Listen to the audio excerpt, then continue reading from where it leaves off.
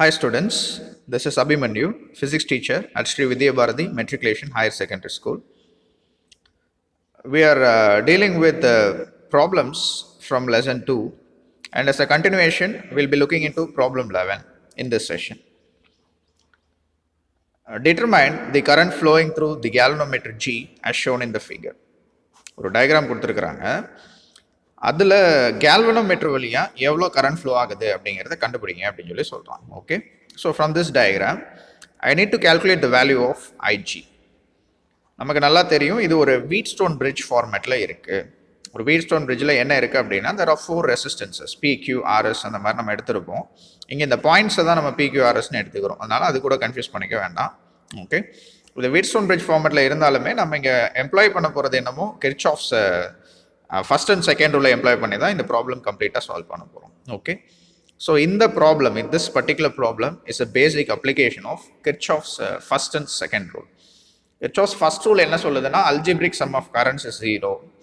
அல்லது வேறு எப்படி சொல்லலாம் அப்படின்னா, ஒரு பாயிண்ட் இருக்குன்னா அந்த பாயிண்ட்டில் என்டர் ஆகிற கரண்ட்டும் எக்ஸிட் ஆகிற கரண்ட்டும் ஈக்குவல் தான். சார்ஜ் கன்சர்வேஷனை பேஸ் பண்ணி இருக்கும் அப்படின்னு சொல்லி நம்ம ஏற்கனவே படிச்சிருப்போம், right? So sum of charges entering is equal to sum of charges leaving a particular பாயிண்ட்னு படிச்சிருப்பீங்க. அண்ட் கிர்ச்சாஃப்ஸ் வோல்டேஜ் லா என்ன சொல்லுது அப்படின்னா, ஒரு க்ளோஸ்டு லூப் எடுத்துக்கிறோம். ஃபர்ஸ்ட் லாவை பொறுத்தவரையும் ஒரு பாயிண்ட் எடுத்துக்கணும், செகண்ட் லாவை பொறுத்தவரை ஒரு க்ளோஸ்டு லூப். உதாரணத்துக்கு PQSP அப்படிங்கிறது ஒரு க்ளோஸ்டு பாத், QRSQ அப்படிங்கிறது ஒரு க்ளோஸ்டு பாத், PQRSP அப்படிங்கிறதும் ஒரு க்ளோஸ்டு பாத் தான், ரைட்?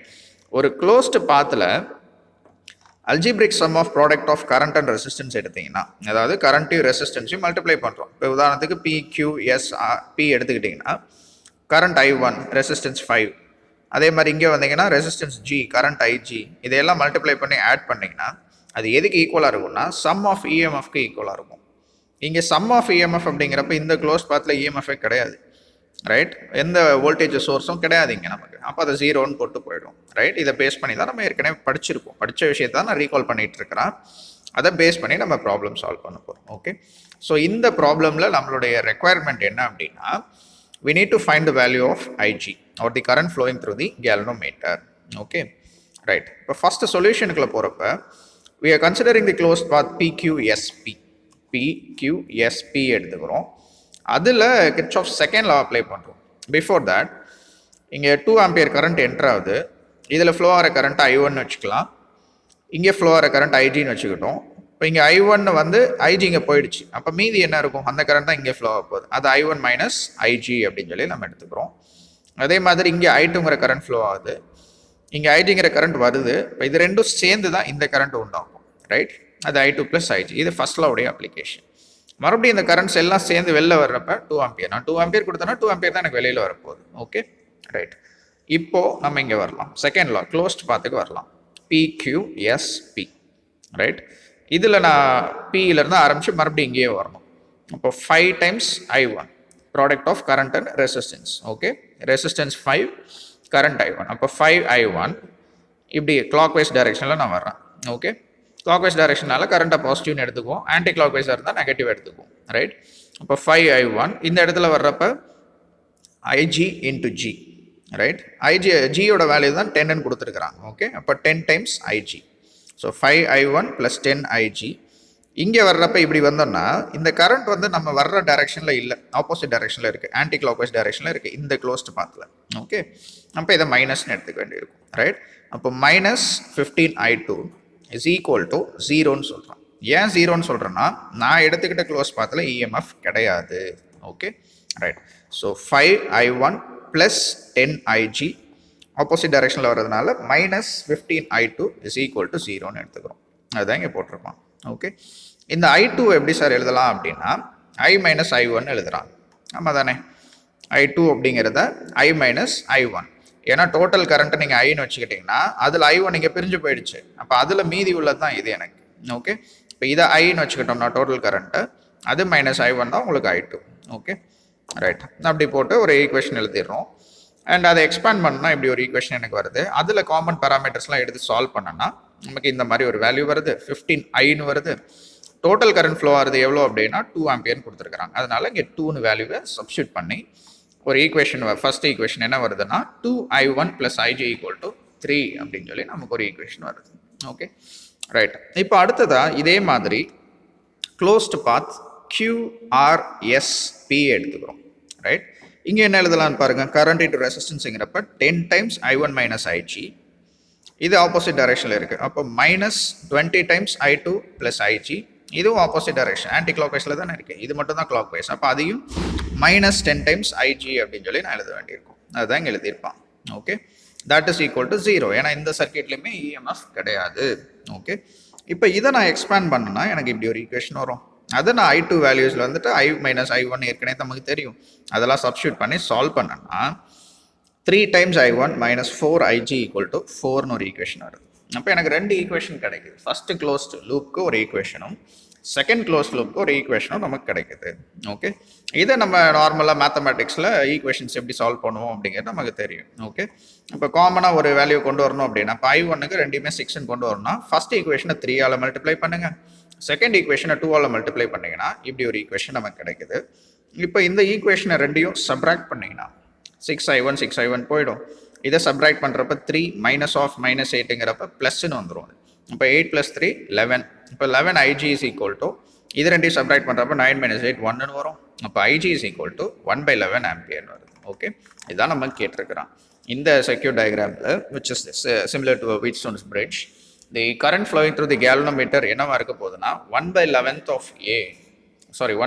ஆம்பியர் அப்படிங்கிறத இங்கே பார்க்குறோம். ஓகே, நம்ம 2 ஆம்பியர் கரண்ட் கொடுத்தாலும் 1/11 ஆம்பியர் வேல்யூ தான் இங்கே கேல்வனோமீட்டர் வழியாக போகுது. கேல்வனோமீட்டர் வழியாக எப்போவுமே கம்மியான கரண்ட் தான் ஃப்ளோ ஆகும். ஓகே, அதை பேஸ் பண்ணி இந்த ப்ராப்ளம் பார்த்து முடிச்சிருக்கோம்.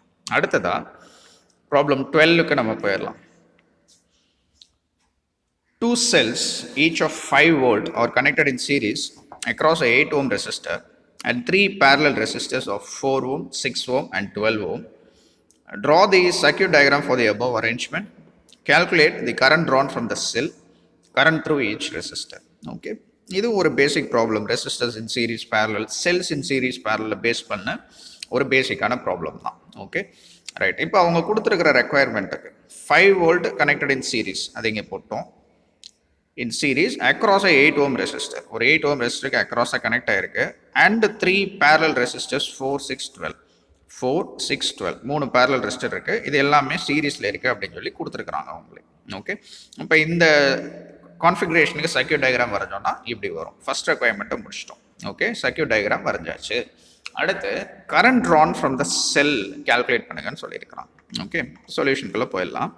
இப்போ எனக்கு கரண்ட் வேணும் அப்படின்னா வோல்டேஜ் எவ்வளோங்கிறது எனக்கு தெரியும். 5 volt ரெண்டு ஒரே டைரக்ஷனில் கரண்ட் அனுப்புது. அப்போ 5 + 5 ஆட் பண்ணிக்கலாம்.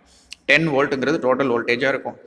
கரண்ட் எவ்வளோ அப்படிங்கிறது ஐ வேல்யூ எவ்வளோன்னு தெரியணும்னா டோட்டல் ரெசிஸ்டன்ஸ் இந்த சர்க்யூட் எவ்வளோ ஆஃபர் பண்ணுது அப்படிங்கிறது எனக்கு தெரியும். ஓகே, அப்போ effective resistance of the circuit கண்டுபிடிக்கணும்னா முதல்ல இந்த பேரலல் காம்பினேஷனுக்கு ரெசிஸ்டன்ஸ் எவ்வளோன்னு கண்டுபிடிக்கணும். அதுக்கப்புறம் இது ரெண்டும் சீரீஸில் இருக்குல்ல, இதுக்கு எவ்வளோ எஃபெக்டிவ் வேல்யூ அப்படிங்கிறத கண்டுபிடிச்சு அதை வச்சு வோல்டேஜையும் ரெசிஸ்டன்ஸையும் வச்சு கரண்ட் கண்டுபிடிக்கலாம். Okay right. So first solution பார்ட்டில் நம்ம இந்த பேரலல் காம்பினேஷனுக்கு ரெசிஸ்டன்ஸ் எவ்வளோன்னு கண்டுபிடிக்கிறோம். அதை எப்படி கால்குலேட் பண்ணாலும் தெரியும். 1/Rp = 1/R1 + 1/R2 + 1/R3 அந்த ஃபார்மெட்டில் போட்டு எல்லாத்துக்கும் எல்சிஎம் எடுத்து நம்ம சால்வ் பண்ணால் 12/24 வருது. 12/24 1/2 அப்படின்னு சொல்லி நமக்கு வரும். அது 1/Rpயோட வேல்யூ. ரைட். அப்போ ஆர்பியோட வேல்யூ அப்படிங்கிறது ரெசிப்ரோக்கல் எடுத்துக்கிறப்ப 2 ohm அப்படின்னு சொல்லி வந்துடுது. இப்போ இந்த காம்பினேஷன் பேரலல் காம்பினேஷனோட டோட்டல் வேல்யூ எவ்வளோ அப்படின்னு பார்த்தீங்கன்னா 2. ஓகே, இந்த 2 ohm வந்து 8 ohm கூட சீரீஸில் இருக்குது. அப்போ ரெசிஸ்டன்ஸ் இன் சீரீஸுங்கிறப்ப R1 + R2 நமக்கு தெரியும். அப்போ 8 + 2 போட்டிங்கன்னா 10 ohm அப்படின்னு சொல்லி வந்துடும். ஓகே, அப்போ டோட்டல் ரெசிஸ்டன்ஸ் ஒரு effective resistance of the circuit வந்து எவ்வளோ நமக்கு கிடைக்குதுன்னா 10 ohmனு கிடச்சிருது. டோட்டல் வோல்டேஜ் ஒரு இஎம்எஃப் எவ்வளோ அப்படின்னு பார்த்தீங்கன்னா 5 + 5 10ன்னு கிடச்சிது. அப்போ V வந்து 10, R வந்து டோட்டல் ரெசிஸ்டன்ஸ் வந்துட்டு 10 அப்படிங்கிறது நமக்கு தெரியுது. நமக்கு கரண்ட் வேணும். அப்போ I = V/Rன்னு போட்டுடலாம். வியோட வேல்யூ 10, ஆரோட வேல்யூ 10ங்கிறப்ப ரெண்டும் கேன்சல் ஆச்சுன்னா 1. அப்போ இந்த சர்க்யூட்டில் டோட்டலாக ஃப்ளோ ஆகிற கரண்ட்டோடைய வேல்யூ எவ்வளோ அப்படின்னா 1 ஆம்பியர். இப்போ 8 ohm ரெசிஸ்டன்ஸ் வழியாக 1 ஆம்பியர் கரண்ட் ஃப்ளோ ஆகுது. அந்த 1 ஆம்பியர் கரண்ட் இந்த இடத்துல வர்றப்ப 3 ஸ்ப்ளிட் ஆகும். 3 ரெசிஸ்டன்ஸ் வழியாக ஸ்ப்ளிட் ஆகி மறுபடியும் ஜாயின் ஆகி 1 ஆம்பியராக மாறிக்கும். ஓகே, இப்போ total current flowing through the circuit எவ்வளோ அப்படின்னா 1 ஆம்பியர் கண்டுபிடிச்சிட்டோம். அதோட அவங்க நிறுத்திக்கல, கரண்ட் த்ரூ ஈச் ரெசிஸ்டர் கேட்குறான். சர்க்யூட்டில் ஃப்ளோ ஆகிற கரண்ட் 1 ஆம்பியர் தான், இல்லைன்னு சொல்லலை. ஒவ்வொரு ரெசிஸ்டன்ஸ் வழியாக எவ்வளோ ஃப்ளோ ஆகும் கண்டுபிடிங்கன்றாங்க.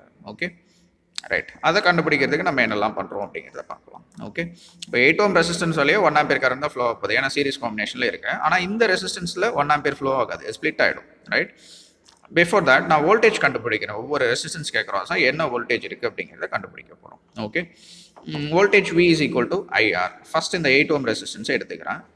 கரண்ட் த்ரூ 8 ஓம் ரெசிஸ்டர் வந்து 1 ஆம்பியர், ரெசிஸ்டன்ஸ் வந்து 8 ஓம் ஆம்பியர் தான் பார்க்குறோம். அப்போ இங்கே வோல்டேஜ் வந்து 8 வோல்ட். ஓகே, இப்போ நம்ம கொடுத்த இந்த 5 + 5 10 வோல்ட்டில் 8 வோல்ட் இங்கே எனக்கு ட்ராப் ஆகிடுச்சு. ஓகே, அப்போ மீதி இருக்கிற வோல்டேஜ் தான் எனக்கு இங்கே ட்ராப் ஆகும். ரைட், அப்போ 10ல் 8 போச்சுன்னா மீதி எவ்வளோ இருக்குங்க, எனக்கு 2 தான். ஓகே, அதுதான் அடுத்த ஸ்டெப்பில் பண்ணியிருக்கோம்.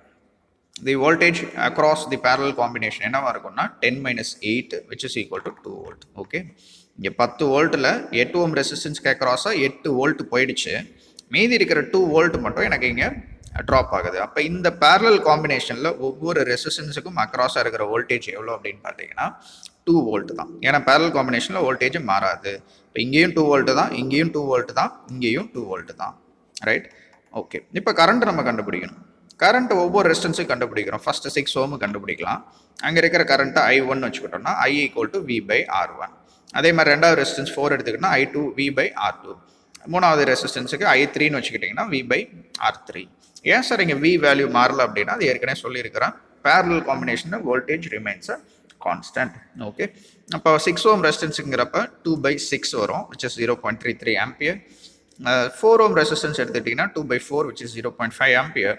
அண்ட் 12 ஓம் ரெசிஸ்டன்ஸ் எடுத்துக்கிட்டிங்கன்னா 2/12 which is 0.166 ஆம்பியர் அப்படின்னு சொல்லி வந்துடும். ஓகே, இப்போ ப்ராப்ளமில் என்னெல்லாம் கேட்டிருக்கிறாங்களோ கரண்ட் ட்ரான் ஃப்ரம் த செல் 1 ஆம்பியர்னு கண்டுபிடிச்சிருக்கிறோம். ஒவ்வொரு ரெசிஸ்டன்ஸ்க்கு அக்ராஸாக உள்ள கரண்ட் 8 ஓம் ரெசிஸ்டன்ஸில் 1 ஆம்பியர், 6 ஓம் ரெசிஸ்டன்ஸ் வழியாக 0.33, 4 ஓம் வழியாக எவ்வளோ, இதையெல்லாம் கண்டுபிடிச்சி முடிச்சிருக்கிறோம்.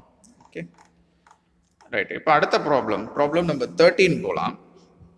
4 light bulbs PQRS are connected in a circuit of unknown arrangement. When each bulb is removed one at a time and replaced, the following behavior is observed அப்படின்னு சொல்லி ஒரு tabulation மாதிரி கொடுத்துருக்குறான். Okay right, ஒரு 4 பல்ப் இருக்குது PQRS அப்படின்னு சொல்லிட்டு. இதை ஒரு காம்பினேஷனில் நான் கனெக்ட் பண்ணியிருக்கிறேன் across a potential difference source. And ஒரு பல்பை ரிமூவ் பண்ணோன்னா மற்ற பல்பு எப்படி இருக்குது, ஆன் ஸ்டேட்டில் இருக்கா, ஆஃப் ஸ்டேட்டில் இருக்கா அப்படின்னு சொல்லி ஒரு காம்பினேஷன் கொடுத்துருக்காங்க. அந்த காம்பினேஷனை வச்சு அது என்ன மாதிரி சர்க்கியூட் டயக்ராம் அப்படிங்கிறத வரைய சொல்லியிருக்கலாம். ஓகே ரைட், இப்போது ஃபஸ்ட்டு P ரிமூவ் பண்ணிட்டேன் அப்படின்னா மீதி எல்லாமே ஆனில் இருக்குது அப்படின்னு சொல்லி சொல்கிறோம். அப்போ Pக்கும் இதுக்கும் கனெக்ஷன் கிடையாது, இது மூணும் இப்போ எனக்கு சீரீஸில் இருக்குது அப்படிங்கிற மாதிரி நான் எடுத்துக்கலாம். சும்மா இப்போ லாஜிக்கலாக நம்ம யோசிச்சு பார்ப்போம். ரெண்டாவது இதில் Qவை ரிமூவ் பண்ணிங்கன்னா Pயும் Rயும் ஆனில் இருக்குது, ஆனால் S ஆஃப் ஆகிடுது. அப்போ Qவும் S எனக்கு சீரீஸ் கனெக்ஷனில் இருக்கும். அப்போ தானே ஒன்று ரிமூவ் பண்ணிங்கன்னா ஒன்று ஆஃப் ஆகும். பாருங்கள், பேரலல் காம்பினேஷனில் ஒன்று ரிமூவ் பண்ணிங்கன்னா இன்னொன்று வழியாக கரண்ட் ஃப்ளோ ஆகும். அதே இது சீரியஸ் காம்பினேஷனில் ஒன்று ரிமூவ் பண்ணிங்கன்னா அந்த சர்க்கியூட் ஓப்பன் ஆகிடும், அப்போ கரண்ட் ஃப்ளோ ஆகாது, அது ஆஃப் ஆகிடும். அந்த பேசிஸில் நம்ம யோசிக்கலாம். அடுத்து ஆரை ரிமூவ் பண்ணிட்டீங்க அப்படின்னா எல்லாமே ஆஃப் ஆகிடுது. அப்போ இந்த ஆறுங்கிற பல்பு வழியாக தான் மொத்த கரண்ட்டும் ஃப்ளோ ஆகணும், அதுதான் மேஜராக இருக்கணும். ஓகே, அண்ட் எஸ்ஸை ரிமூவ் பண்ணிட்டீங்க அப்படின்னா Q மட்டும் எனக்கு ஆஃப் ஆகுது. அப்போ Qவும் எஸ்ஸும் தனியாக ஒரு சீரியஸ் காம்பினேஷனில் இருக்குது, மற்றதெல்லாம் அப்படி இருக்குது. ஓகே, இப்போ இதை எல்லாத்தையும் டேட்டாவை வச்சு இன்புட் பண்ணி ஒரு சர்க்கியூட் டயக்ராம் லாஜிக்கலாக நம்ம வரைஞ்சோம்னா இப்படி வரையலாம். ஓகே, இல்லை ஃபஸ்ட்டு காம்பினேஷன் எடுங்க, P ரிமூவ் பண்ணிட்டோம்னா ஓகே கரண்ட் இப்படி வர்ற கரண்ட் இப்படி போயிடும். ஆமாம் தானே? அப்போ இந்த 3 பல்பு QRS எனக்கு ஆனில் இருக்கும், அதுதான் இங்கே பார்க்குறோம். ரெண்டாவது Qவை ரிமூவ் பண்ணிட்டீங்கன்னா இது ஓப்பன் சர்க்கியூட்டாக மாறிடும். இப்போ எஸ்ஸுக்கு கரண்ட் போகாது, ஆனால் கரண்ட் இப்படி போயிடும். ரைட், அப்போ P-யும் ஆனில் இருக்கும். ஆரை ரிமூவ் பண்ணிட்டீங்க அப்படின்னா இதுதான் மெயின் சர்க்கியூட்லேயே இருக்குது, மெயின் சீரிஸ் காம்பினேஷனில். இப்போ இதை ரிமூவ் பண்ணிட்டீங்கன்னா டோட்டல் சர்க்கியூட் ஓப்பன் ஆகிடும், இப்போ எல்லா பல்பும் ஆஃப் ஆகிடும். அடுத்து எஸ்ஸை ரிமூவ் பண்ணிட்டீங்கன்னா Q மட்டும் ஓப்பன் சர்க்கியூட்டாக மாறிடும், இதில் கரண்ட் போயிடும். ஓகே, இப்போ இந்த காம்பினேஷனுக்கு ஏற்ற சர்க்கியூட் டயக்ராம் இதுதான் அப்படிங்கிற கன்க்ளூஷனுக்கு நம்ம வர்றோம். இது problem number 14. In a potentiometer arrangement, a cell of EMF 1.25 volt gives the balancing point at 35 cm length of the wire. If the cell is replaced by another cell and the balance point shifts to 63 cm, what is the EMF of the second cell அப்படின்னு சொல்லி கொடுத்துருக்குறான். Right, ரொம்ப சிம்பிளான problem. Balancing length உங்களுக்கு கொடுத்துட்டான். L1 value 35 cm, L2 value 63 cm. First செல்லோட EMF ε1 வந்துட்டு 1.25 வோல்ட்னு கொடுத்துருக்குறாங்க. Second செல்லோட EMF E2 மட்டும் நம்ம கண்டுபிடிச்சா போதும். ஓகே, நமக்கு தெரியும் E1 is equal to IRL1 and E2 is equal to IRL2. Potentiometer கான்செப்ட்லேயே இதான் படிச்சிருக்கிறோம். இப்போ E1 by E2 is equal to IRL1 by IRL2. And இதெல்லாம் கேன்சல் பண்ணிட்டோம் அப்படின்னா E2 தான் நமக்கு வேணும். இப்போ இதை ரீரேஞ்ச் பண்ணிங்கன்னா E2 equal to E1 into L2 by L1 வந்துடும். Okay, right. E1 value 1.25, L2 ஓடது 6335 சென்டிமீட்டர். கன்வர்ஷன்லாம் இங்கே தேவையில்லை, ஏன்னா மேலே கீழே ரெண்டுமே சென்டிமீட்டர் இருக்கனால அது கேன்சல் ஆகிடும். ஓகே, அப்போது செகண்ட் செல்லோட இஎம்எஃப் சால்வ் பண்ணிங்கன்னா என்ன வேல்யூ வருதுன்னா 2.25 வோல்ட் அப்படிங்கிற ஆன்சர் நமக்கு வருது. ஓகே, ஸோ பொட்டன்ஷியோமீட்டர் கான்செப்டை வச்சுட்டு நம்ம comparison of EMF using potentiometer அப்படின்னு சொல்லி பார்த்துருப்போம். அந்த கான்செப்டை பேஸ் பண்ணி இங்கே இஎம்எஃப் எவ்வளோ அப்படிங்கிறத சிம்பிளாக கண்டுபிடிச்சிடலாம். லெசன் 3ல் இருக்கிற நியூமரிக்கல் ப்ராப்ளம்ஸை இப்போ பார்க்கலாம். ஃபர்ஸ்ட் ப்ராப்ளம், லெசன் 3ல ஃபர்ஸ்ட் ப்ராப்ளம் இது. A bar magnet having a magnetic moment capital M vector is cut into 4 pieces. That is, first cut in 2 pieces along the axis of the magnet, and each piece is further cut into 2 pieces. Compute the magnetic moment of each piece அப்படின்னு சொல்லி கொடுத்துருக்குறான். Okay, right. பாருங்க, ஒரு bar magnet இருக்கு, அதை 4 பீஸாக வெட்டுறோம். Okay, along the axis of the magnet, அதனுடைய length டைரக்ஷனில் 2 பீஸாக கட் பண்ணி மறுபடியும் அந்த 2 பீஸ் இருக்குல்ல, ஒவ்வொரு பீஸையும் திருப்பி அலாங் த லென்த் இன்னொரு கட்டை நம்ம எடுத்துக்கிறோம். ஓகே, இப்போ ஒவ்வொரு பீஸும் அலாங் த லென்த் இப்போ 4 பீஸ் ஈக்குவல் பீசஸ் நமக்கு கிடச்சிருச்சு. ஒவ்வொரு பீஸோட மேக்னெட்டிக் மொமெண்ட் என்னவா இருக்கும் அப்படிங்கிறத கேட்குறாங்க. Okay, right. நம்ம புக்கில் ஏற்கனவே இந்த கான்செப்ட் பார்த்துருப்போம். ஒரு மேக்னெட்டை அலாங் த லென்த் நீங்கள் கட் பண்ணீங்க அப்படின்னா அதனுடைய மேக்னெட்டிக் போல் ஸ்ட்ரென்த் வந்துட்டு பாதியாக குறையும். ஜென்ரலாக போல் ஸ்ட்ரென்த் QMனு வச்சுருப்போம். அந்த QMோட value along the length cut பண்ணிங்கன்னா பாதியாக குறையும், வெர்டிக்கலாக கட் பண்ணிங்கன்னா மாறாது அப்படிங்கிற மாதிரி நீங்கள் பார்த்துருப்பீங்க. ஓகே, அப்போ அலாங் த லென்த் நீங்கள் கட் பண்ணதுனால பாதியாக குறைஞ்சிருக்கும். அப்போ 2 பீஸாக வெட்டுறப்ப QM/2 மாறிக்கும். ஓகே, அதுக்கு மொமெண்ட் என்னவாக இருக்கும் அப்படிங்கிறத ஃபஸ்ட்டு கண்டுபிடிச்சிருப்பாங்க. இப்போ PM vector is equal to இந்த வெக்டார் இன்ட்டு இந்த வெக்டார் அப்படின்னு சொல்லி போட்டு முடிச்சிருப்பீங்க. ரைட். ஓகே, அண்ட் இங்கே மேக்னிடியூட் சொன்னாலே போதும், பட் ஸ்டில் அதை வெக்டார் நோட்டேஷனில் கொடுத்துருக்குறாங்க. Okay, right. So PM is equal to QM into 2L நீங்கள் படிச்சிருப்பீங்க. ஓகே, அண்ட் இங்கே லென்த்து மாற போகிறதில்ல, QMோட வேல்யூ மட்டும் by2ன்னு போட்டுக்கிறோம். ஃபர்ஸ்ட் இதுக்கு நம்ம கண்டுபிடிக்கிறோம், ஃபர்ஸ்ட் ஒரு கட்டுக்கு நம்ம கண்டுபிடிக்கிறோம். இப்போ QM/2 மாறிடுது. அப்போது original value QM into 2L வந்து PM வெக்டார் நீங்கள் வச்சுக்கிட்டிங்கன்னா அப்போ இந்த 2 மட்டும் எக்ஸ்ட்ரா இருக்கும். அப்போ PM வெக்டார்/2 தான் இப்போ புது வேல்யூ PM டேஷாக இருக்கும். இப்போ மறுபடியும் இன்னொரு கட்டு நீங்கள் பண்ணுறப்ப என்ன ஆகும் அப்படின்னா இந்த QMோட வேல்யூ QM/4 மாறிடும், ஏன்னா 4 பீஸாக பிரிஞ்சு போயிடுச்சு. அப்போ 4ஆல் டிவைட் பண்ணுறோம். ஓகே, இந்த QM இன்ட்டு 2L தான் ஒரிஜினல் வேல்யூ PM வெக்டார். அப்போது PM டபுள் டேஷ்னு எடுத்துக்கலாம், இல்லை சும்மா ஒரு ரெப்ரசன்டேஷனுக்கு தான் நாம கொடுத்துக்கிறது தான். ஓகே, இப்போ magnetic moment of each piece என்னவா இருக்கும்னா 1/4 of magnetic moment of the total அப்படின்னு சொல்லிட்டு நம்ம எடுத்துக்கிறோம். Okay, right. ஸோ ஒவ்வொரு பீஸோட மேக்னெட்டிக் மொமெண்ட் என்ன ஆகும்னா போல் ஸ்ட்ரென்த்துக்கு ஏற்ற மாதிரி மாறுது. போல் ஸ்ட்ரென்த் 4 மடங்கு குறையிறதுனால மேக்னெட்டிக் மொமெண்ட்டும் 4 மடங்கு குறையுது அப்படிங்கிறத இங்கே நம்ம பார்க்குறோம். Second problem, a conductor of linear mass density 0.2 gram per meter suspended by 2 flexible wires as shown in the figure. Suppose the tension in the supporting wires is 0 when it is kept inside the magnetic field of 1 Tesla whose direction is into the page. Compute the current inside the conductor and also the direction of current. Assume G is equal to 10 meter per second square கொடுக்குறான். Okay, right. பாருங்கள், ஒரு diagram கொடுத்துருக்குறாங்க.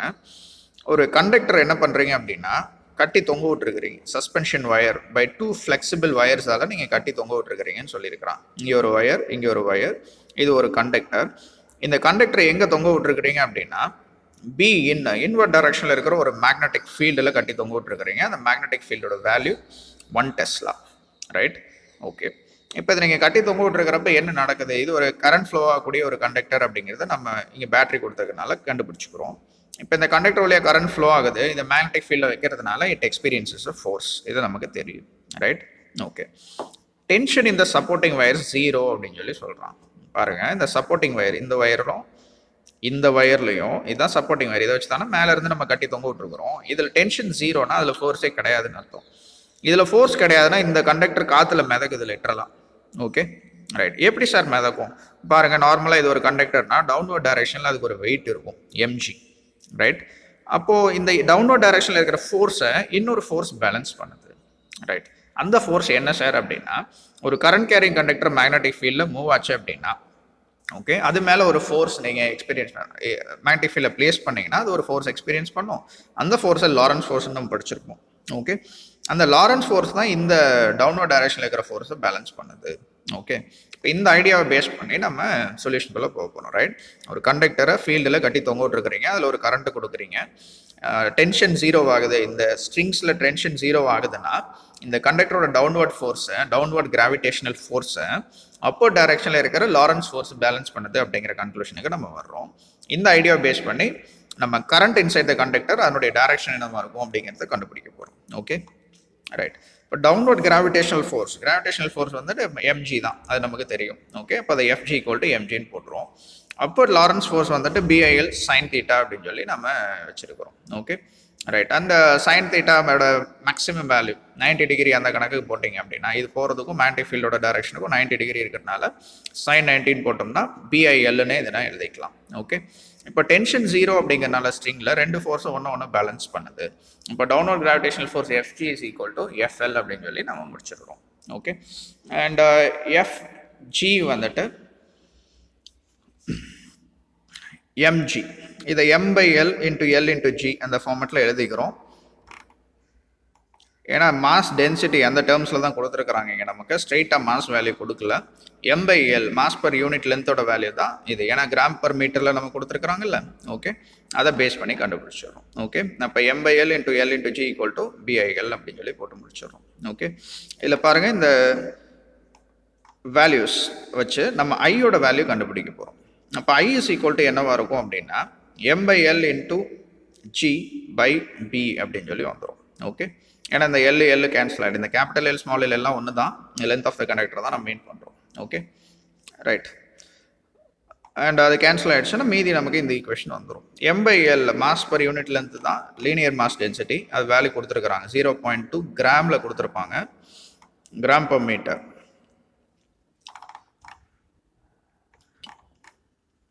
அதை convert பண்ணிங்கன்னா கிலோகிராமுக்கு 10⁻³ அந்த ஃபார்மெட்டில் இருக்குது. இன்ட்டு ஜியோட வேல்யூ எவ்வளோ சார் அப்படின்னா 10 metre per second square by B வந்து 1 டெஸ்லான்னு கொடுத்துருக்குறாங்க. அப்போது 1 நம்ம சப்ஸ்டியூட் பண்ணிடுறோம். இப்போ இதையெல்லாம் சால்வ் பண்ணிங்கன்னா நமக்கு வர ஆன்சர் 2 × 10⁻³ ஆம்பியர். ஓகே, 10⁻³ ஆம்பியருங்கிறது மில்லின்னு எழுதிடலாம். இப்போ current flowing through the conductor வந்து எவ்வளோ சார் அப்படின்னா 2 மில்லி ஆம்பியர் அப்படிங்கிற கன்க்ளூஷனுக்கு நம்ம வரோம். Okay right.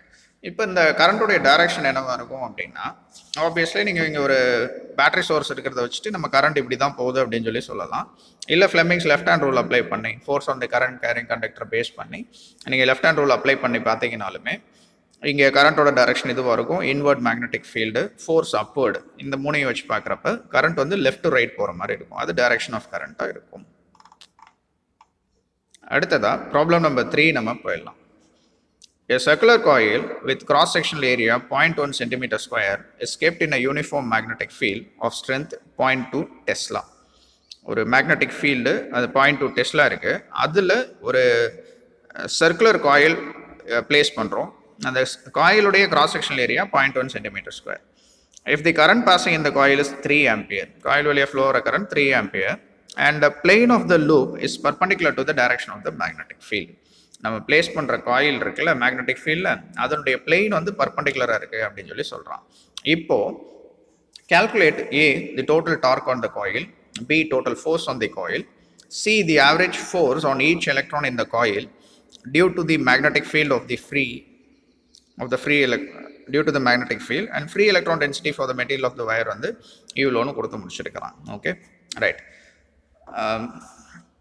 பாருங்கள், ஒரு காயில் சர்க்குலர் காயிலை நீங்கள் மேக்னெட்டிக் ஃபீல்டில் அதனுடைய பிளெயின் பர்பண்டிகுலராக இருக்கிற மாதிரி மேக்னெட்டிக் ஃபீல்டுக்கு பர்பண்டிகுலராக இருக்கிற மாதிரி பிளேஸ் பண்ணியிருக்கிறோம். அப்போ அது ஒரு டார்க் எக்ஸ்பீரியன்ஸ் பண்ணும் அப்படிங்கிறது நமக்கு தெரியும். ஓகே, அண்ட் டார்க்குடைய வேல்யூ எப்படி சார் நம்ம கேல்குலேட் பண்ணலாம் அப்படின்னா, ஃபர்ஸ்ட் அதானே கேட்டிருக்கிறாங்க. Torque tau is equal to NAB sin θன்னு படிச்சிருப்பீங்க, ரைட். இதில் தீட்டாங்கிறது என்ன சார் அப்படின்னா It is the angle between normal to the plane of the coil and the magnetic field. நம்ம plane of the coil magnetic fieldக்கு பர்பண்டிகுலராக வச்சுருக்கோம், right? அப்போது அந்த பிளெயினுக்கு ஒரு நார்மல் வரைஞ்சிங்கன்னா அது மேக்னெட்டிக் ஃபீல்டுக்கு பேரலாக இருக்கும். ஓகே, இது கொஞ்சம் அனலைஸ் பண்ணி பாருங்கள். இது ஏற்கனவே புக்கில் உள்ள நிறைய இடத்துல பார்த்துருப்போம். இந்த இடத்துல தீட்டாங்கிறது angle between normal to the plane of the coil and the magnetic field. அப்போ பிளேன் ஆஃப் த காயில் பர்பண்டிகுலராக இருக்கிறதுனால ஆங்கிள் வந்து 0வாக தான் இருக்கும். So theta is equal to 0. இந்த புக்கில் நீங்கள் உள்ளே பார்த்துருப்பீங்க, நான் ஜஸ்ட் ரிமைண்ட் பண்ணுறேன். ஓகே, இப்போ சைன் 0 உங்களுக்கு என்ன? 0. அப்போது அந்த காயில் வந்துட்டு எந்த டார்க்கையும் எக்ஸ்பீரியன்ஸ் பண்ணாது. Okay, what will be the force அப்படின்னு பார்க்குறப்ப F equal to BAL sine theta போட்டிங்க அப்படின்னா இங்கேயே தீட்டா ஈக்குவல் டு 0ங்கிறதுனால ஃபோர்ஸ் எக்ஸ்பீரியன்ஸ் பண்ணாது. டோட்டல் ஃபோர்ஸ் நான் மெயின் பண்ணுறோம். Okay, right. டார்க் 0 அப்படிங்கிறப்போ ஆப்வியஸ்லி ஃபோர்ஸ் இஸ் ஆல்சோ 0. அதை வச்சு நீங்கள் சொல்லிடலாம். அடுத்ததாக என்ன கேட்டிருக்காங்கன்னா average force on each electron இந்த காயில் கேட்டிருக்கிறான். ஓகே, ஒவ்வொரு எலக்ட்ரான் மேலேயும் என்ன ஃபோர்ஸ் இருக்கும்? இப்போ கொஞ்சம் நம்ம டிஃப்ரெண்ட்டாக யோசிக்கணும். மொத்த காயிலாக பார்க்குறப்ப டார்க் இல்லை, ஃபோர்ஸ் இல்லைன்னு சொன்னாலுமே ஒவ்வொரு எலக்ட்ரான் மேலேயும் அந்த மேக்னெட்டிக் ஃபீல்ட்னால ஏதோ ஒரு ஃபோர்ஸ் இருக்க தான் போகுது. ஓகே, அது லாரன்ஸ் ஃபோர்ஸ் கான்செப்ட் வச்சு F equal to BQV sine theta அப்படிங்கிற மாதிரி நம்ம எழுதிடலாம். இங்கே தீட்டா என்ன சார் அப்படின்னா இங்கே தீட்டா ஈக்குவல் டு 90 டிகிரி. ஏன் சார் அப்படின்னா இப்போ ஒரு கண்டக்டர் இருக்குது காயில், அதில் அந்த எலக்ட்ரான் ஃப்ளோர் டைரக்ஷனுக்கும் இந்த ஃபீல்டுக்கும் பார்த்தீங்கன்னா மேக்ஸிமம் வேல்யூ நம்ம பார்க்க போகிறோம். ஓகே, அப்போ இங்கே தீட்டாவை 90 டிகிரின்னு எடுத்துக்கணும். இந்த தீட்டாவும் இங்கே நீங்கள் கன்சிடர் பண்ணுற தீட்டாவும் ஒன்றும் கிடையாது. இங்கே தீட்டாங்கிறது normal to the plane of the காயிலுக்கு மேக்னெட்டிக் ஃபீல்டுக்கு இருக்கிற ஆங்கிள். இங்கே தீட்டா அப்படிங்கிறது உங்களுக்கு எலக்ட்ரான் ஃப்ளோர் டைரக்ஷனுக்கும் மேக்னெட்டிக் ஃபீல்டுக்கு உண்டார டைரக்ஷனாக இருக்கும். அது 90 டிகிரியாக இருக்கும், right? So maximum value consider பண்ணிக்கிறோம். இப்போ எஃப் ஈக்குவல் டு பிக்யூ விடி எலக்ட்ரானோட ட்ரிஃப்ட் வெலாசிட்டியை மெயின் பண்ணுறோம். ஓகே, அண்ட் ட்ரிஃப்ட் வெலாசிட்டிக்கும் கரண்ட்டுக்கும் ஒரு ரிலேஷன் இருக்குது, ஐ ஈக்குவல் டு என்ஏஇவிடி அப்படின்னு சொல்லிட்டு. And VD is equal to I by என்ஏஇலாம் நம்ம யூஸ் பண்ணிக்கிறோம். Okay, right. எதுக்கு சார் இந்த விடிக்கு ஈக்குவேஷன்னா இதை நம்ம இங்கே சப்ஸ்டியூட் பண்ண போகிறோம், ரைட்? அப்போ எஃப் இஸ் ஈக்குவல் டு என்னவாக இருக்கும்னா பிக்யூ விடி அப்படின்னு சொல்லி போட்டுருவோம். ஓகே, அண்ட் கியூபி வேல்யூஸ்லாம் நம்ம அப்புறம் பார்த்துக்கலாம், அதெல்லாம் இருக்கும். அண்ட் ஐ பை என்ஏஇ அப்படிங்கிற வேல்யூஸ்லாம் நம்ம சப்ஸ்டியூட் பண்ணிக்க வேண்டியது தான். கரண்ட்டோட வேல்யூ 3 ஆம்பியர் கொடுத்துருக்குறாங்க, கிராஸ் செக்ஷனல் ஏரியா கொடுத்துருக்குறாங்க. And electron density, free electron density 10^28 அந்த வேல்யூஸ்லாம் கொடுத்துருக்குறாங்க. நம்பர் ஆஃப் எலக்ட்ரான்ஸ் அதை தான் அங்கே மெயின் பண்ணுறோம். ஓகே, அண்ட் சென்டிமீட்டர் மீட்டருக்கு கன்வெர்ட் பண்ணுறது இதெல்லாம் பண்ணிட்டோம் அப்படின்னா இந்த மாதிரி ஒரு வேல்யூ கிடைக்கும். இ வந்துட்டு சார்ஜ் ஆஃப் த எலக்ட்ரான் கியூங்கிறனால இந்த கியூ கேன்சல் ஆகிடும். ஃபீல்டோட வேல்யூஸ் இதெல்லாம் போட்டிங்கன்னா ஃபைனலாக நம்ம சால்வ் பண்ணி வர்றப்போ நமக்கு கிடைக்கிற ஈக்குவேஷன் இதுதான். 0.6 × 10⁻⁻23 நியூட்டன் அப்படிங்கிற வேல்யூ நமக்கு கிடைக்கும். Okay, right. ஸோ இந்த ப்ராப்ளமில் டார்க் 0, ஃபோர்ஸ் 0, காயில் மேலே ரெண்டுமே 0வாக இருக்குது. ஆனால் ஒவ்வொரு எலக்ட்ரான் மேலே ஏதோ ஒரு ஃபோர்ஸ் இருக்க தான் போகுது. அதனுடைய வேல்யூ எவ்வளோ அப்படிங்கிறது, அந்த கம்மியான வேல்யூ எவ்வளோ அப்படிங்கிறது தான் இங்கே கண்டுபிடிச்சி முடிச்சிருக்கிறோம். A bar magnet is placed in uniform magnetic field whose strength is 0.8 Tesla. Fourth problem பார்த்துட்டு இருக்கிறோம். ஒரு பார் மேக்னெட்டை 0.8 டெஸ்லா இருக்கிற ஒரு யூனிஃபார்ம் ஃபீல்டில் கொண்டு போய் வைக்கிறோம். Suppose the bar magnet is oriented at an angle of 30 degree with external field. ஃபீல்டுக்கும் மேக்னெட்டுக்கு நடுவில் இருக்கிற ஆங்கிள் வந்து 30 டிகிரியாக இருந்துச்சுன்னா it experiences a torque of 0.2 newton metre. அங்கே இருக்கிற டார்க் வேல்யூ இவ்வளோன்னு கொடுத்துருக்காங்க. ஃபர்ஸ்ட் நம்ம என்னெல்லாம் கால்குலேட் பண்ணணும்னு பார்க்கலாம். Calculate the magnetic moment of the magnet. Magnetic moment capital M கண்டுபிடிங்கன்னு சொல்கிறாங்க. ரெண்டாவது, the work done by the applied force in moving it from most stable configuration to the most unstable configuration, and also compute the work done by the applied magnetic field in each case அப்படின்னு சொல்லி கொடுத்துருப்பான். Okay, right. இப்போ இந்த ப்ராப்ளமில் first நம்ம magnetic moment என்னன்னு கண்டுபிடிக்கலாம். அது கண்டுபிடிக்கிறதுக்கு நம்ம டார்க் ஈக்குவேஷன் யூஸ் பண்ணிக்கிறோம். The torque experience by the magnet tau is equal to MB sine theta அப்படிங்கிறது நம்ம டிரைவ் பண்ணி வச்சுருக்கோம். ஓகே, நமக்கு கேபிட்டல் எம் தான் தேவை. இப்போ அதை மட்டும் வச்சுட்டு மீதியை ரீஅரேஞ்ச் பண்ணிங்கன்னா capital M is equal to tau by B sine theta. டவோட வேல்யூ 0.2 கொடுத்துருக்குறாங்க, பி வந்து 0.8 கொடுத்துருக்குறாங்க, தீட்டா வந்து 30 டிகிரி. அப்போ சைன் 30 எவ்வளோ சார் அப்படின்னா 1/2. இந்த 2 வந்து மேலே போயிடும். இதெல்லாம் வேல்யூஸ் நீங்கள் சால்வ் பண்ணிங்கன்னா உங்களுக்கு 0.5 ஆம்பியர் மீட்டர் ஸ்கொயர் அப்படிங்கிறது கிடச்சிருது. Okay, right. இப்போ செகண்டில் work done by applied force in moving it from stable configuration to the most unstable configuration கேட்குறான். ஓகே, இப்போ ஒர்க் டன் அப்படிங்கிறது என்ன சார் அப்படின்னா நார்மலாக ஒரு மேக்னெட் இருக்குது, யூனிஃபார்ம் ஒர்க் டன் அப்படிங்கிறது பொட்டன்ஷியல் எனர்ஜி டிஃப்ரென்ஸாக தான் இருக்கும், ரைட்? இந்த பொட்டன்ஷியல் எனர்ஜி யூஐ வந்து எம்பி காஸ் தீட்டா அப்படின்னு சொல்லி நம்ம வச்சிருக்கோம், minus MB cos theta. UF equal to minus MB cos theta initial final எடுத்துக்கிறாங்க. ஸ்டேபிள் கான்ஃபிகரேஷன் அப்படிங்கிறப்ப தீட்டா ஈக்குவல் டு 0 அப்படின்னு சொல்லி நம்ம எடுத்துக்கிறோம். அன்ஸ்டேபிள் கான்ஃபிகரேஷன் அப்படின்னா அதிக வாலட்டைலாக இருக்கக்கூடிய சுச்சுவேஷன், அந்த இடத்துல அதிக மாறுபாடு இருக்கிறது 180 டிகிரியில் அப்படிங்கிற மாதிரி நம்ம கன்சிடர் பண்ணிக்கிறோம். ஓகே, இப்போ தீட்டா ஈக்குவல் டு 0 அப்படிங்கிற இடத்துல எனக்கு அந்த பார் மேக்னெட் ரெஸ்ட்டில் இருக்குன்னா அது ஸ்டேபிள் கான்ஃபிகரேஷன் வச்சுக்கோங்க. 180 டிகிரியில் அது நகர்றதுக்கு ரெடியாக இருக்குது. ஓகே, அதை பிடிச்சி வச்சுருக்கிறோம் ஒம்படி அப்படிங்கிற மாதிரி. அப்போ அது அன்ஸ்டேபிள் கான்ஃபிகரேஷன் எடுத்துகிட்டு ரெண்டுக்கு வேல்யூ சப்ஸ்டிட் பண்ணி நீங்கள் சால்வ் பண்ணுங்க. எம்மோட வேல்யூ இங்கே இருக்குது, பியோட வேல்யூ இருக்குது, காஸ் 0 வந்துட்டு 1 அந்த வேல்யூ போட்டு இங்கே சப்ஸ்டிட் பண்ணுங்கள். அண்ட் காஸ் 180 அப்படிங்கிறப்ப -1 வந்துடும். இப்போ அந்த மைனஸ் கேன்சல் ஆகிடுச்சுன்னா 0.4 வந்துடும் நமக்கு. ஓகே, இப்போ சேஞ்ச் இன் பொட்டன்ஷியல் எனர்ஜி தான் ஒர்க் டன், அதுதான் டெல்யூ. ஓகே, இப்போ tell you is equal to UF minus UI அப்படிங்கிறப்ப ரெண்டு சப்ராக்ட் பண்ணிங்கன்னா உங்களுக்கு வர வேல்யூ 0.8 ஜூல். இது நம்ம அப்ளை பண்ணுற ஃபோர்ஸ்னால உண்டாகக்கூடிய ஒர்க் டன். ஓகே, இப்போ நம்ம கொடுக்கக்கூடிய எக்ஸ்டர்னல் ஃபோர்ஸ்னால ஒர்க் டன் வந்து 0.8 ஜூல் அப்படின்னு சொல்லி வச்சுக்கலாம். ஓகே, இப்போ அடுத்து பாருங்க, also compute the work done by the applied magnetic field in this case அப்படின்னு சொல்லி சொல்லியிருக்கிறான். ஓகே, பாருங்க, மேக்னெட்டிக் ஃபீல்டில் இதை வச்சிருக்கிறீங்க பார் மேக்னெட்டை, அதை ஒரு குறிப்பிட்ட பொசிஷனுக்கு கொண்டு போகணும்னா அது ஒரு டார்க் எக்ஸ்பீரியன்ஸ் பண்ணோம். அதை அப்போஸ் பண்ணோம் அப்படின்னா நாம் ஒரு அப்ளைட் ஃபோர்ஸை கொடுக்குறோம். நம்ம அப்ளை பண்ணுற ஃபோர்ஸ் 0.8 ஜூல் ஒர்க் பண்ணியிருக்கு அப்படின்னா அந்த மேக்னெட்டிக் ஃபீல்டு அதுக்கு அப்படியே ஈக்குவல் அண்ட் ஆப்போசிட் ஒர்க்கை பண்ணியிருக்கும். ஓகே, அப்போ நம்ம அப்ளை பண்ண ஃபோர்ஸ்னால உண்டாகிறது 0.8 ஜூல் அப்படின்னா இந்த மேக்னெட்டிக் ஃபீல்டுனால உண்டாகிற ஒர்க் டன் என்ன தனியாக எடுத்து எழுதியிருக்கணும். ஒர்க் டன் வந்து -0.8 ஜூலாக இருக்கும். இது கொஞ்சம் மைண்டில் வச்சுக்கோங்க. Okay, right. அடுத்த 5th ப்ராப்ளம் போயிடலாம். A non-conducting sphere has a mass of 100 gram and radius 20 centimeter. ஒரு ஸ்பியர் இருக்கு, நான் கண்டக்டிங் சொல்லிட்டாங்க, அது கண்டக்ட் பண்ணாது. அதனுடைய மாஸ் வந்து இவ்வளோ, ரேடியஸ் இவ்வளோன்னு கொடுத்துருக்காங்க. A flat compact coil of wire with turns 5 is wrapped tightly around it with each turns concentric with the sphere. இது மேலே ஒரு வயர் எடுத்து, ஃப்ளாட்டான வயர் எடுத்து சுற்றிடுறோம். இப்போ அதனுடைய டயமீட்டர் எதுவும் மாற போகிறது கிடையாது. அதை எடுத்து சுற்றிடுறோம், அது கான்சென்ட்ரிக்காக சுற்றிடுறோம். எத்தனை டர்ன்ஸ் அப்படின்னா 5 turns. This sphere is placed on an inclined plane such that the plane of the coil is parallel to the magnetic field. இதை ஒரு inclined planeல place பண்ணிடுறோம். Plane of the coil வந்துட்டு magnetic fieldக்கு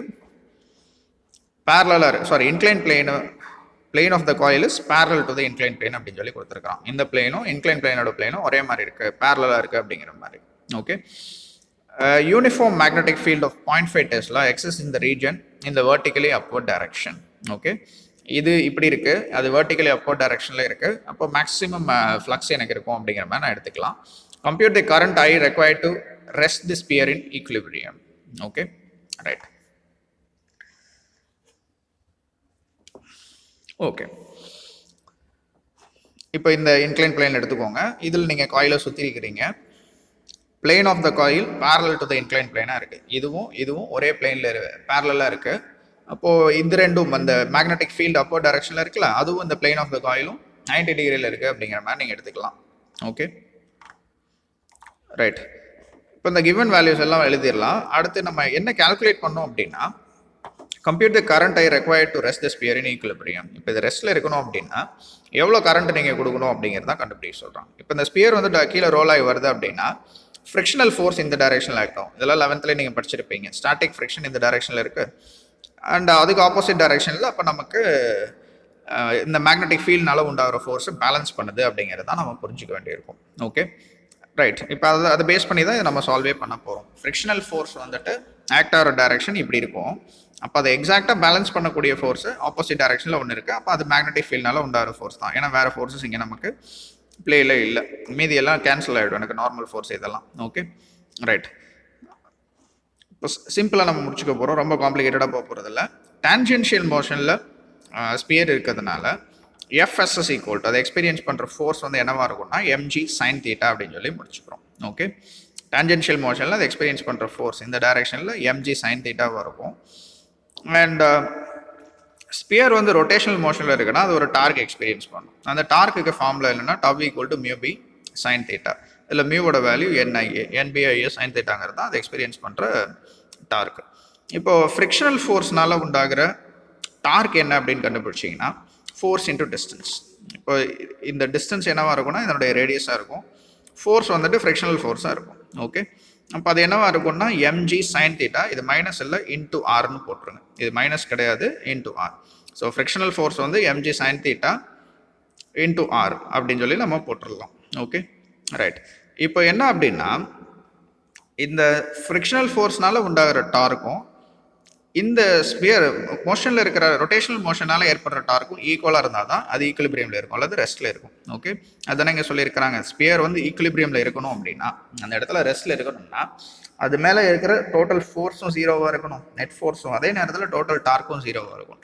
டோட்டல் ஃபோர்ஸ் ஜீரோ அப்படிங்கிற concept வச்சு தான் இந்த FS = mg sin θலாம் நம்ம கொண்டு வந்திருப்போம் ஃப்ரிக்ஷனல் ஃபோர்ஸுக்கு. இப்போ டார்க் ஜீரோ அப்படிங்கிறதுனால இந்த டார்க் ரொட்டேஷனல் மோஷனால ஏற்படுற டார்க்கும் ஃப்ரிக்ஷனால ஏற்படுற டார்க் FS ஆரும் ஈக்குவல்னு சொல்கிறோம். ஓகே, அப்போ μb sin θ = mg sin θ into R. மியூவோட வேல்யூ NIAன்னு போட்டுருவோம். sin θ ரெண்டு பக்கம் இருக்குது, கேன்சல் ஆகிடுது, நமக்கு I தான் வேணும். அப்போ I = mgr/NBன்னு போட்டுருவோம். ஏரியாவுக்கு வந்து πr² சொல்லி போட்டு முடிச்சிடலாம். ஓகே, இப்போ இந்த நோன் வேல்யூஸ் எல்லாம் நீங்கள் சப்ஸ்டியூட் பண்ணி யூனிட் கன்வர்ஷன்லாம் பண்ணி சால்வ் பண்ணிங்கன்னா நமக்கு வர ஆன்சர் I = 2/π ஆம்பியர் அப்படின்னு சொல்லி பார்க்குறோம். Okay right. அடுத்த problem, 6th problem. Calculate the magnetic field at the center of a square loop which carries a current of 1.5 ampere.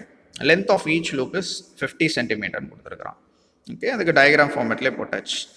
ஒரு ஸ்கொயர் லூப் இருக்குது, அதில் ABCD நம்ம போட்டுக்கலாம்.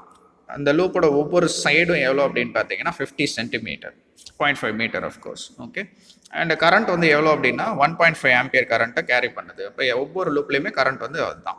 Okay, centre of the square லூப்பில் மேக்னெட்டிக் ஃபீல்டு எவ்வளோன்னு கண்டுபிடிக்க சொல்லியிருக்கிறான். ஓகே, இந்த லூப் எப்படி எடுத்துக்கலாம் அப்படின்னா இது ஒரு ஸ்ட்ரெயிட் கண்டக்டிங் வயர், இது ஒரு வயர், இது ஒரு ஸ்ட்ரெயிட் கண்டக்டிங் வயர், இது ஒரு ஸ்ட்ரெயிட் கண்டக்டிங் வயர். ஒவ்வொன்றுனாலையும் சென்டரில் உண்டாகிற மேக்னெட்டிக் ஃபீல்டை கண்டுபிடிக்க போகிறோம். ஓகே, இப்போ இந்த வயர்னால் உண்டாகிறது B1, இதனால் உண்டாகிறது B2, இதனால் உண்டாகிறது B3, இதனால் உண்டாகிறது B4 அப்படின்னு சொல்லி வச்சுக்கலாம். Okay right. இதை எங்கேருந்து நம்ம கொண்டு வர்றோம் அப்படின்னா magnetic field due to an infinitely long straight conductor அப்படிங்கிற கான்செப்டை நீங்கள் படிச்சிருப்பீங்க. அந்த magnetic field due to an infinitely long straight கண்டக்டரில் φ1 = φ2 = 90 டிகிரின்னு ஒரு ஈக்குவேஷன் கொண்டு வருவோம். ரைட், அதை மட்டும் இங்கே மாற்றிக்கணும். ஏன்னா இங்கே இது இன்ஃபினிட்லி லாங் கண்டக்டர் கிடையாது, ஒரு குறிப்பிட்ட லென்த் உள்ள கண்டக்டர் தான். ஓகே, அப்போ இங்கே ஆங்கிள் வந்து என்னென்னா φ1 வந்து 45 டிகிரி, φ2 வந்து ஒரு 45 டிகிரி, ஏன்னா 90 டிகிரியில் இருக்கிறனால இதை எப்படி ஸ்ப்ளிட் பண்ணிக்கலாம் நம்ம. Okay right. இப்போ இந்த ஐடியாவை பேஸ் பண்ணி நம்ம அந்த ப்ரீவியஸ் ஈக்குவேஷனை எடுத்துக்கணும். Magnetic induction due to an infinitely long straight கண்டக்டரில் அந்த φ1 φ2 = 90 டிகிரி கண்டிஷன் அப்ளை பண்ணுறதுக்கு முன்னாடி இருக்கிற ஈக்குவேஷனை நம்ம எடுத்துக்கணும். அது இந்த ஈக்குவேஷன் தான். B = μ0I/4πa sin θ1 + sin θ2. இந்த வெக்டர் நோட்டேஷன்லாம் தேவையில்லை, இப்போ நம்ம மேக்னிட்யூட் தானே கண்டுபிடிக்கிறோம். Okay right. இதில் எல்லாத்துலேயுமே ஈக்குவல் கரண்ட் தான் ஃப்ளோ ஆகிறதுனால ஆங்கிள் எல்லாம் ஒரே மாதிரி இருக்குது, ஸ்கொயர் அப்படிங்கிறதுனால நீங்கள் எல்லாமே ஈக்குவல்னு எடுத்துக்கலாம். B1 B2 B3 B4 எல்லாமே ஈக்குவல். அப்போது total magnetic field = 4 times B1.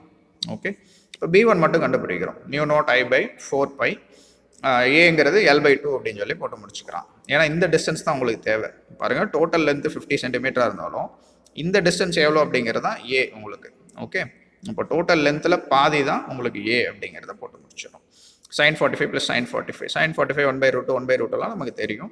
μ0 வந்து 4 × 10⁻⁷, கரண்ட் எவ்வளோன்னு தெரியும். இந்த வேல்யூஸ் எல்லாம் சப்ஸ்டியூட் பண்ணி சால்வ் பண்ணிங்களா உங்களுக்கு வர ஆன்சர் வந்துட்டு ஒரு பர்டிகுலர் வேல்யூ. அதை 4ஆல் மல்டிப்ளை பண்ணிங்கன்னா அதுதான் டோட்டல் வேல்யூ. ஏன்னா 4 கண்டக்டர்ஸ் இங்கே எனக்கு இருக்குது. இப்போ total magnetic induction or field at the centre of the square loop is 3.4 × 10⁻�6 tesla அப்படின்னு சொல்லி நம்ம முடிச்சிடும். And that's the end of this session, my dear students. If you have any doubt, please feel free to contact your respective teachers. Thank you.